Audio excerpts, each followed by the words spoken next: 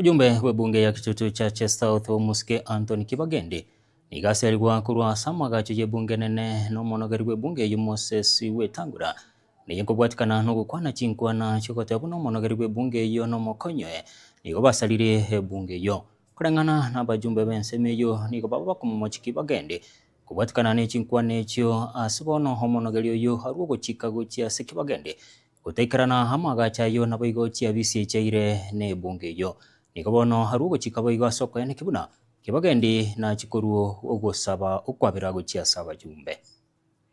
On behalf of the members of parliament, we want to just say that we take great exception of the words used and the statements made by Honorable Kibagendi this morning. I think he has acted in a disorderly manner.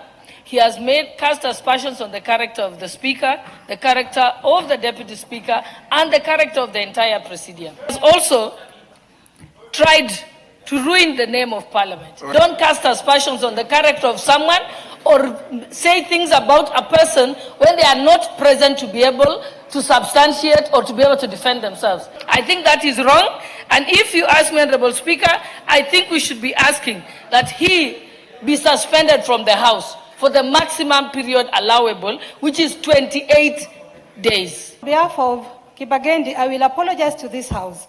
Unfortunately, the so-called Honorable Kibagendi is one man who never comes to this House. And even when he comes, he never even contributes. In actual sense, Kibagendi has no reason to be in this House. And his constituents should really be sympathetic to what they did by voting such a man who goes talking about the same parliament that he doesn't even understand anything about. I have never heard this man contribute to anything to do with his constituents. But when he goes on TV, he wants to do showbiz.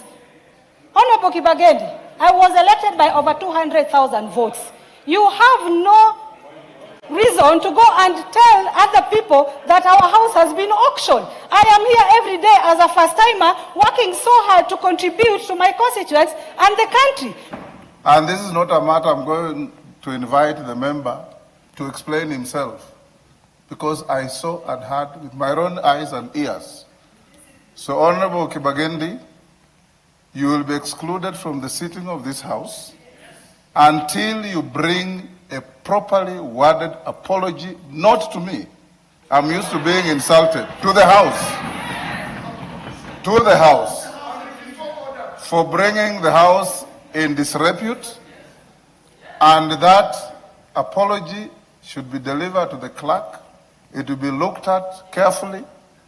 If the wording is acceptable, then it will be brought to the House and you will be allowed to come back to the House. For now, you are excluded from the proceedings of this House, the presence of Parliament, the committee sittings, including your office in Parliament.